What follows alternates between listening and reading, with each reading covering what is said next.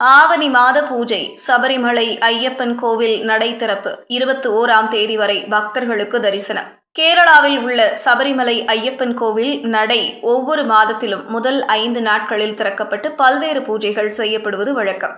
அதன்படி ஆவணி மாத பூஜைக்காக கோவில் நடை இன்று மாலை 5 மணிக்கு திறக்கப்பட்டது. சபரிமலை தந்திரிகள் கண்டரரு ராஜீவரு மற்றும் கண்டரரு பிரம்மதத்தன் முன்னிலையில் மேல் சாந்தி அருண்குமார் நம்பூதிரி நடையை திறந்து தீபாராதனை காட்டி யோக நித்திரையில் இருக்கும் ஐயப்பனை எழுப்பியுள்ளார். கற்பூர ஆழியில் தீபம் ஏற்றியதும் பக்தர்கள் தரிசனத்திற்காக அனுமதிக்கப்படுகின்றனர்.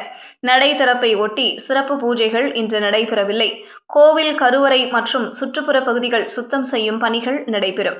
நாளை முதல் 21ஆம் தேதி வரை 5 நாட்கள் தினமும் அதிகாலை 5 மணிக்கு கோவில் நடை திறக்கப்பட்டு நிர்மல்ய தரிசனம், கணபதி ஹோமம், நெய் அபிஷேகம், உஷ பூஜை, உச்ச பூஜை, தீபாராதனை, புஷ்பாபிஷேகம், அத்தாழ பூஜை உட்பட பல்வேறு பூஜைகள் நடைபெறும்.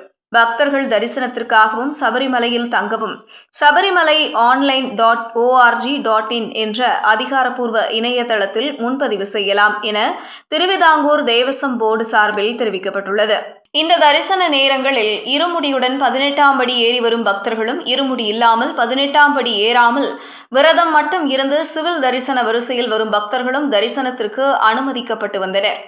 இந்த நிலையில் பக்தர்களின் கூட்டத்தை கட்டுப்படுத்தும் நோக்கில் காலை 6 மணி முதல் இரவு 9:30 மணி வரை மட்டுமே சிவில் தரிசனம் அனுமதிக்கப்படும் என திருவிதாங்கூர் தேவசம் போர்டு அறிவித்துள்ளது.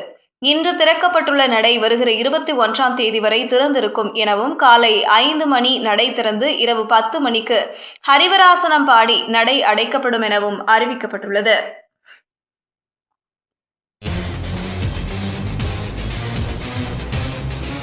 செய்திகளை உடனுக்குடனும் துல்லியமாகவும் தெரிந்து கொள்ள News 10 தமிழ் சேனலை பின்தொடருங்கள்.